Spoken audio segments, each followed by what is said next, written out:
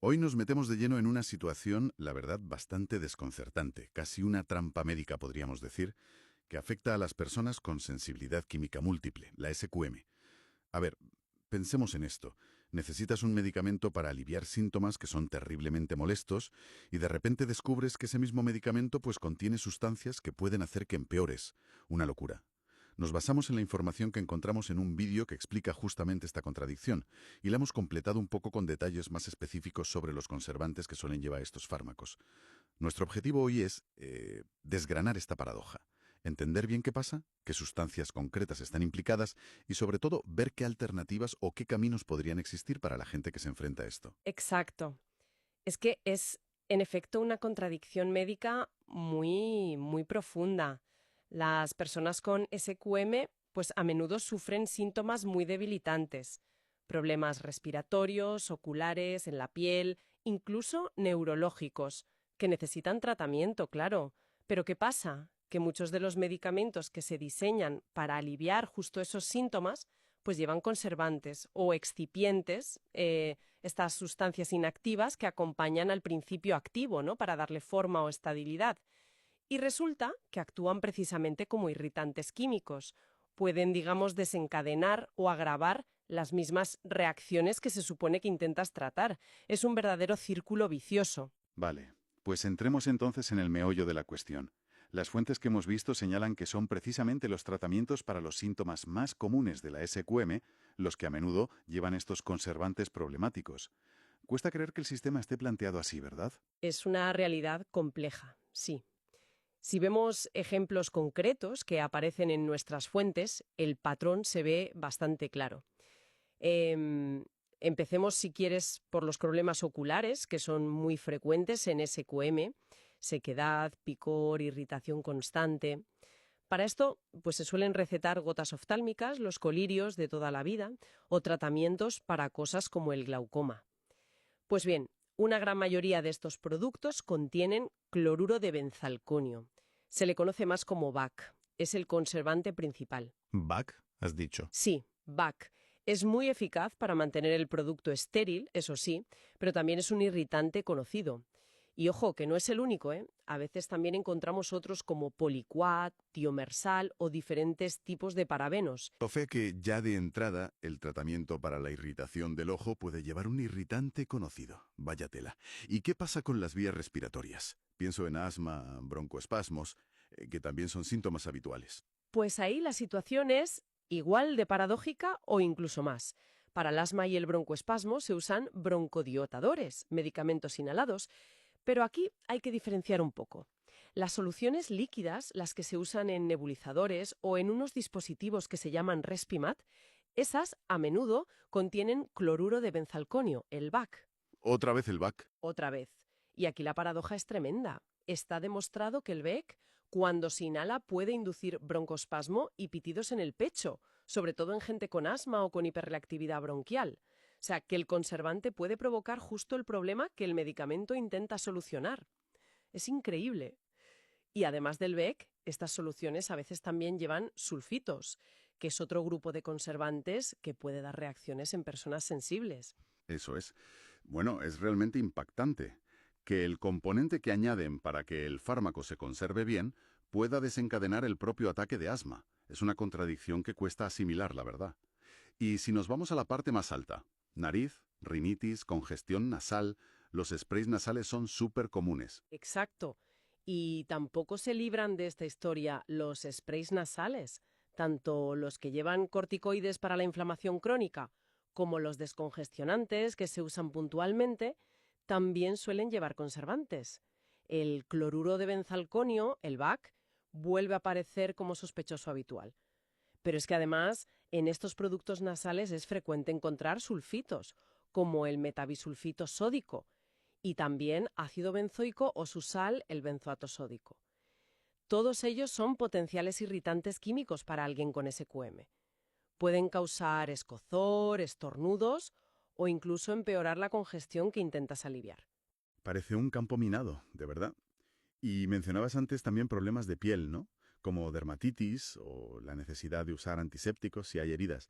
Ahí también pasa lo mismo. Pues sí, se repite el patrón. En cremas, lociones, pomadas, soluciones antisépticas, el cloruro de benzalconio se usa mucho, tanto por su capacidad para matar microbios como por su función de conservante.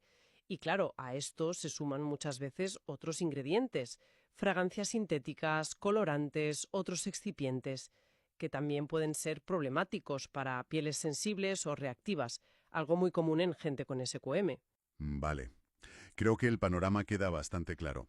Un montón de tratamientos de primera línea para síntomas clave de la SQM llevan sustancias, sobre todo el cloruro de benzalconio, pero también sulfitos, benzoatos, que pueden actuar como desencadenantes directos.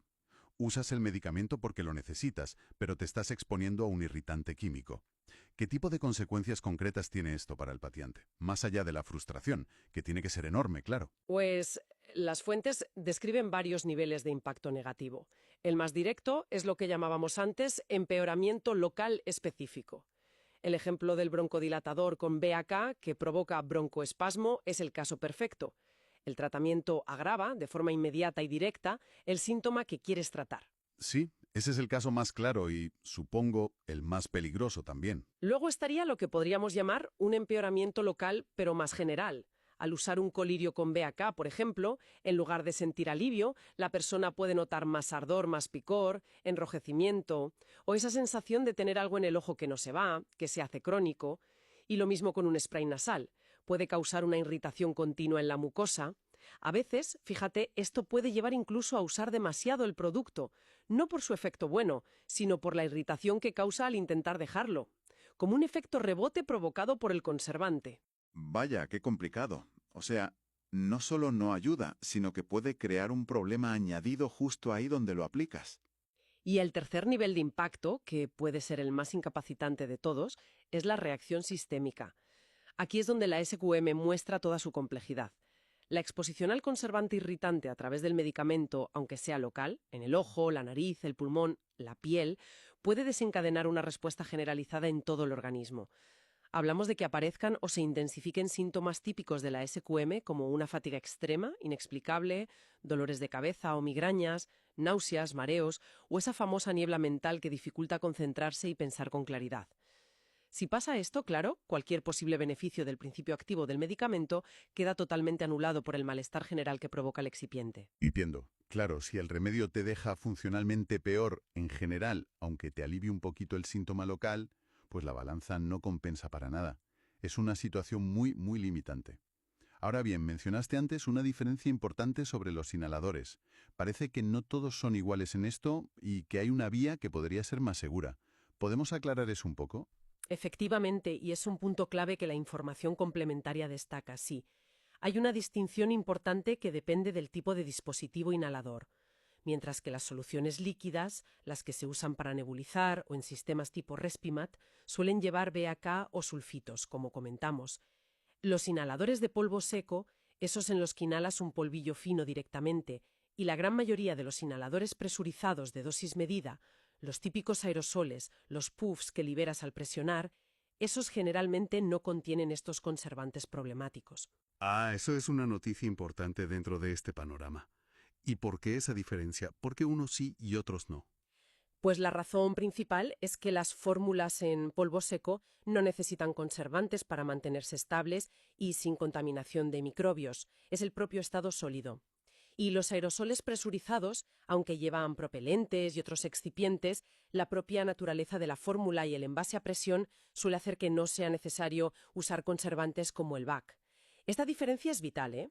Para un paciente con SQM y asma, por ejemplo, poder elegir un tratamiento en formato de polvo seco o aerosol presurizado estándar podría significar recibir el broncodilatador que necesita sin exponerse al BAC o a los sulfitos de las soluciones para nebulizar. Es una vía terapéutica que hay que explorar activamente con el médico, claro. Entendido.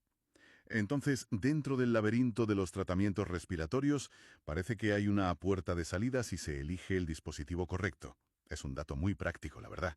Sin embargo, el problema de la exposición a estas sustancias no se limita solo a los medicamentos, ¿verdad? Las fuentes hablan de una carga tóxica total o exposición total. Esto me sugiere que el cloruro de benzalconio y compañía andan por más sitios. Así es. Y aquí entramos en un concepto que es clave para entender la SQM. La sobrecarga química. Las personas con esta condición a menudo reaccionan a niveles muy bajos de sustancias químicas que para la mayoría de la gente son inocuas.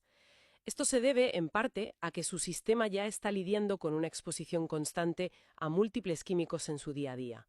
Y el cloruro de benzalconio es un ejemplo perfecto de esto, de lo ubicuo que puede ser. ¿Dónde más nos lo encontramos habitualmente, aparte de en los fármacos que has mencionado? Pues está por todas partes, casi literalmente. Es un ingrediente súper común en productos de limpieza y desinfección del hogar, limpiadores multiusos, desinfectantes para superficies, sprays antibacterianos, incluso en algunos detergentes para la ropa. También es muy frecuente en productos de cosmética y cuidado personal. Lo podemos encontrar en champús, acondicionadores, geles de baño, desodorantes y muy habitualmente en toallitas húmedas. Las de bebés, las desmaquillantes, las de higiene íntima, muchas llevan BAK. Y además, no podemos olvidar otros irritantes comunes, como las fragancias sintéticas, que están omnipresentes, perfumes, ambientadores, suavizantes para la ropa, y en muchísimos de los propios productos de limpieza y cosmética. O sea que incluso antes de abrir la caja de un medicamento, el organismo de una persona con SQM ya podría estar, digamos, procesando o reaccionando a estas mismas sustancias que están en su casa, en su trabajo. Exactamente. Se piensa que esta exposición crónica y múltiple puede mantener el sistema inmunitario y el sistema nervioso en un estado de hipersensibilidad crónica, como si estuvieran constantemente en guardia, por decirlo de alguna manera. Entonces, cuando a toda esa carga ambiental le sumas la necesidad de usar un medicamento que contiene el mismo tipo de químico irritante, sea BAK, sulfitos, benzoatos, fragancias, lo que sea, pues se puede superar el umbral de tolerancia del organismo. Es como añadir la gota que colma el vaso. El cuerpo ya no tiene capacidad para metabolizar, para detoxificar o simplemente para tolerar esa dosis adicional, aunque sea pequeña. Entiendo la analogía, sí, la del vaso que rebosa. Esto pone el problema del conservante en el medicamento en una perspectiva mucho más amplia. No es un incidente aislado, es una carga extra sobre un sistema que ya está estresado de por sí. Precisamente. Y esto subraya la importancia de no mirar solo el medicamento de forma aislada, sino de considerar el contexto global de exposición química del paciente. La reacción adversa al conservante del fármaco puede ser en realidad la manifestación visible de una sobrecarga que ya existía. Entonces, ante este panorama tan complejo, ¿qué caminos se pueden seguir? ¿Cómo se puede intentar romper este círculo vicioso de necesitar tratamiento, pero reaccionar a sus componentes? ¿Qué proponen las fuentes como soluciones? Pues las estrategias que se perfilan se centran, lógicamente, en minimizar la exposición a estos químicos problemáticos, tanto en los medicamentos como en el entorno. La primera línea de acción y la más directa es buscar activamente formulaciones sin conservantes. Esto implica preguntar específicamente por medicamentos que vengan en envases monodosis. Piensa en las típicas ampollitas individuales de lágrimas artificiales o de suero fisiológico. Como son de un solo uso, pues no necesitan conservantes. Ese formato monodosis parece ideal, sí, aunque supongo que no siempre estará disponible para todos los medicamentos, o igual es más caro, ¿no? Cierto, no siempre es una opción viable o disponible, pero hay otra alternativa tecnológica. Buscar envases multidosis especiales. Estos llevan unos sistemas de filtrado o unas válvulas que impiden que entren microbios. Así mantienen la esterilidad del contenido sin necesidad de añadir conservantes químicos como el BAC. Estos sistemas existen para algunos colirios y también para soluciones nasales o para nebulizar. Requiere investigar un poco y preguntar al farmacéutico o al médico por estas opciones sin conservantes añadidos. Hay que preguntar por ellas. Vale. O sea, explorar activamente las opciones sin conservantes, ya sea en monodosis o con estos envases especiales. ¿Y qué más se puede hacer si estas opciones no existen para un medicamento concreto que se necesita sí o sí? La segunda vía es la formulación magistral personalizada. Esto significa recurrir a una farmacia especializada que tenga capacidad y conocimientos para preparar el medicamento a medida. El farmacéutico puede coger el principio activo puro y formularlo usando una cantidad mínima de excipientes, elegidos por ser lo más neutros e inertes posible, basándose en lo que se sepa que el paciente tolera. Es un proceso más artesanal y requiere una colaboración muy estrecha entre el médico, el paciente y el farmacéutico. pero a veces puede ser la única solución para poder administrar ciertos fármacos que son esenciales. Una solución a medida, literalmente. Eso suena prometedor, pero también entiendo que será laborioso y que dependerá de encontrar a los profesionales adecuados, claro. Sin duda. Requiere un esfuerzo adicional. Y la tercera estrategia, que es complementaria y que aborda lo de la carga total que decíamos, es lo que las fuentes llaman higiene ambiental drástica. Y no se trata solo de limpiar más, sino de hacer una revisión consciente y reducir sistemáticamente la exposición a químicos en casa y en el trabajo. Esto significa eliminar o sustituir productos de limpieza convencionales por alternativas más sencillas y sin fragancias. Vinagre, bicarbonato, usar cosméticos y productos de higiene personal sin perfumes ni conservantes controvertidos, evitar ambientadores, velas perfumadas, todo eso. El objetivo es bajar ese ruido químico de fondo para que el organismo tenga más capacidad de tolerar exposiciones que sean inevitables, como podría ser un medicamento necesario. Tiene todo el sentido del mundo. Es un enfoque doble, buscar la medicación más limpia posible y al mismo tiempo limpiar el entorno para reducir la carga de base sobre el sistema. Correcto. Y todo este escenario, pues, pone de manifiesto una necesidad bastante urgente, la verdad.